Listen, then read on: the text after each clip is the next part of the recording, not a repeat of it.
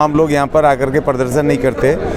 वो जो अभी मौजूदा हालात में जो इस तरह देश की और उनके नागरिकों की अर्थव्यवस्था जो खराब बिल्कुल दिन पे दिन गिर रही है, वो तमाम अर्थव्यवस्था गिरने से जो लोगों का रोजगार ख़त्म हो रहा है, महंगाई बढ़ रही है, तो उससे लोग त्रस्त हैं। और सबके देखिए ये बार बार ये विविधताओं के देश है, इसमें बहुत सारे वर्ग हैं, बहुत सारी जातियाँ हैं, धर्म हैं, अलग अलग तरह के लोग हैं, क्षेत्र हैं, भाषाएँ हैं, अलग अलग संस्कृति है, अलग अलग कल्चर है। आप कोई कानून बनाते हो ना, तो उस कानून में आपको ये ध्यान रखना है कि किसी उसमें जो फंडामेंटल राइट्स हैं भारत के संविधान में, वो अलग किसी भी वर्ग के वो आहत ना हो पाएँ, वो वर्गों के वो उनको क्लैश ना करें कोई भी कानून। अब ये क्या करते हैं, कानून बना देते हैं ऐसे कि जो कि बिना ये देखे रेफरेंडम कराए या उनके नेताओं से बात करे, ना सर्वदलीय जो दल हैं उनसे, राजनीतिक दल हैं उनसे ना बात करे।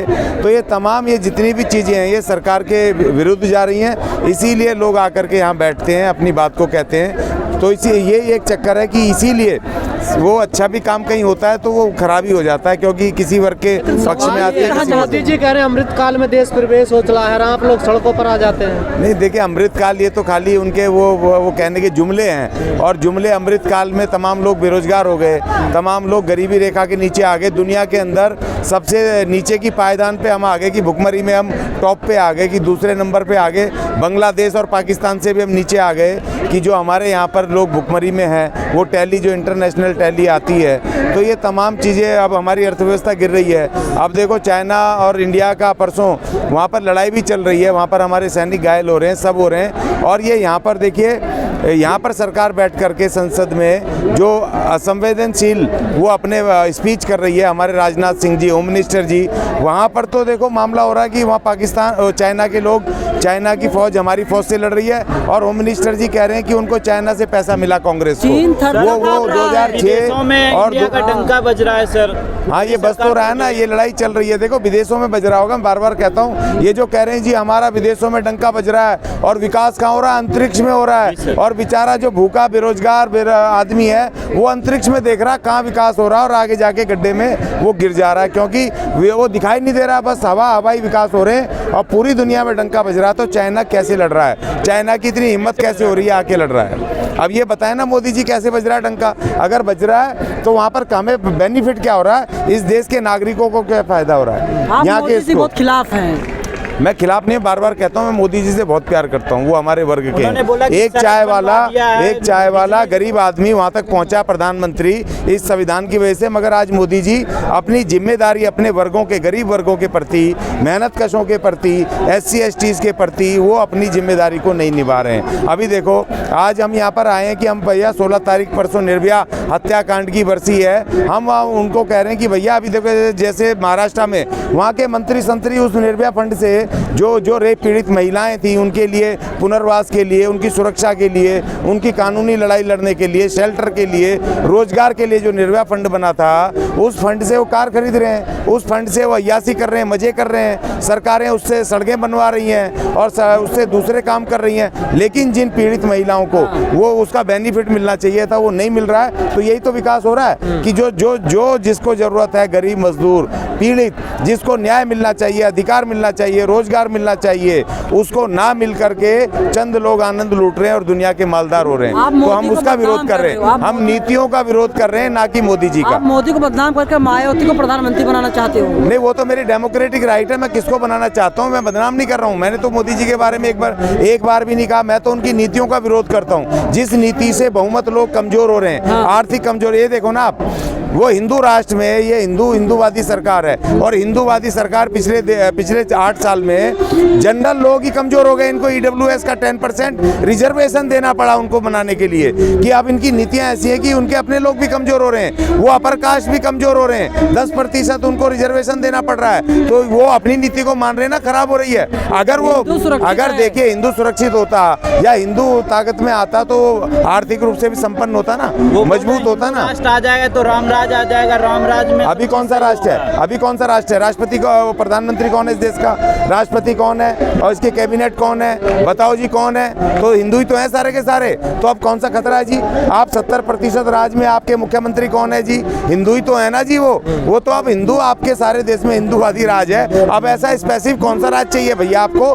सारे हिंदू हो। आपका सेना के मुख्य नायक कौन है? जनरल कर्नल कौन है? वो सारे हिंदू हैं। अर्धसैनिक बलों के जनरल कर्नल कौन है? सारे हिंदू हैं। और जी आपके एडमिनिस्ट्रेशन में कौन है? सारे हिंदू हैं। आपके उसमें हाई कोर्टों में, पूरे देश के हाई कोर्टों में और सुप्रीम कोर्ट में 99% हिंदू ब्राह्मण है, सारे जज के जज। तो आपको और कौन सा हिंदू राष्ट्र चाहिए भाई, मुझे बताओ?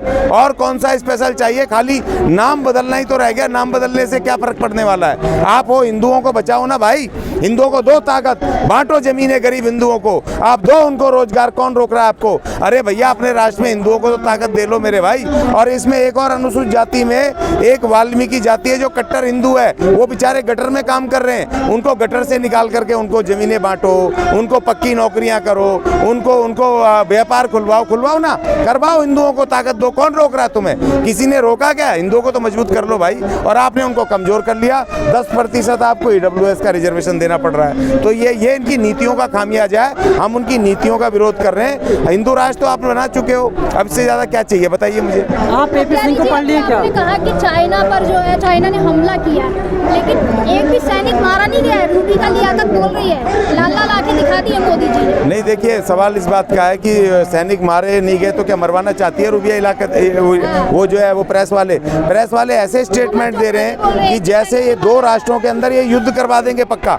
सरकार नहीं बोल रही है, सरकार फूक के कदम रख रही है, स्टेटमेंट दे रही है ये दो राष्ट्रों का युद्ध करवा देंगे। कल मैं उसको भी सुन रहा था आज तक पर, वो काला कोट वाला अपना वो सुधीर, वो भी कह रहा है, वो तो सांसदों पे ही, विपक्ष पे उंगली उठा रहा है कि विपक्ष क्यों सवाल उठा रही है। अरे भैया विपक्ष की जिम्मेदारी है सरकार से पूछना कि आखिर हुआ क्यों, ये सब हुआ क्यों। और दूसरी बात देखिए, मुझे दुख होता है कि ये तमाम जितने भी बीजेपी के नेता हैं और जितने ये प्रेस वाले हैं, ये उस समय जो नेहरू जी के समय जो लड़ाई हुई थी चाइना के साथ, वो जो हमारे बहादुर सिपाहियों ने जो उनकी कुर्बानियां दी थी, ये उनको उनके विरुद्ध बोलते हैं, उनका अपमान करते हैं। ये घोर अपमान है हमारे उसका ये बांटते हैं शासन में कि नेहरू के समय पर वो लड़े, हार हुई, डिफीट हुआ, इतना क्षेत्रफल वो ले लिया। उस समय हमारे पास संसाधन कहाँ थे? कितनी फौज थी? कितने हमारे पास आधुनिक हथियार थे? कितनी हमारे पास टेक्नोलॉजी आधुनिक थी? जब भी भिड़ गए, और हमें अप्रिशिएट करना चाहिए। उस समय नई आज़ादी मिली,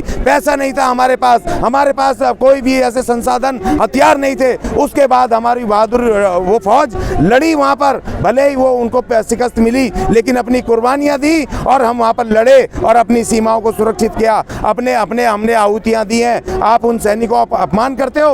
उसने 1962 की और उससे पहले की लड़ाई की बात करके, चाइना इंडिया वार करके, उस समय के प्रधानमंत्री या उनकी मैं दाद देता हूँ कि कमजोर फौज होने के बावजूद भी, कमजोर आर्थिक व्यवस्था होने के बावजूद भी इतनी बड़ी महाशक्ति से चाइना से भिड़ गए। उस समय तो उनको तो अप्रिशिएट करना चाहिए। तुम अपमानित करते हो उनको, उस समय के हमारे फौजियों को, उस समय की व्यवस्था को। तो ये आज तो तुम्हारे पास सब कुछ है, अगर आज भी वो आकर के तुमसे नहीं डर रहे हैं तो तुम्हें सोचना चाहिए कि क्यों नहीं डर रहे हैं। आपकी कूटनीतिक जो राजनीतिक उसमें कहीं ना कहीं कमी है। डरते हैं सर, ऐसा नहीं डरते हैं तो बार बार क्यों आते हैं? वहाँ पर उन्होंने रोड बना ली, उन्होंने वहाँ पर वहाँ पर गांव बना दिए, वहाँ पर उन्होंने इंफ्रास्ट्रक्चर बना दिया, वहाँ पे अरुणाचल के लोगों के लिए उन्होंने फ्री हॉस्पिटल बना दिए, पता है आपको, स्कूल बना दिए। विपक्ष अगर पूछ रहा है तो एक वो सुधीर चौधरी वो आज तक पे बैठ करके वो कह रहा है कि भाई क्यों पूछ रहे हैं, वो उनकी राष्ट्र भक्ति पर सवाल उठा रहा है। अब प्रेस वाले तय करेंगे क्या कि इसके देश के विपक्ष को क्या करना है? इस देश के विपक्ष को सरकार से कौन से सवाल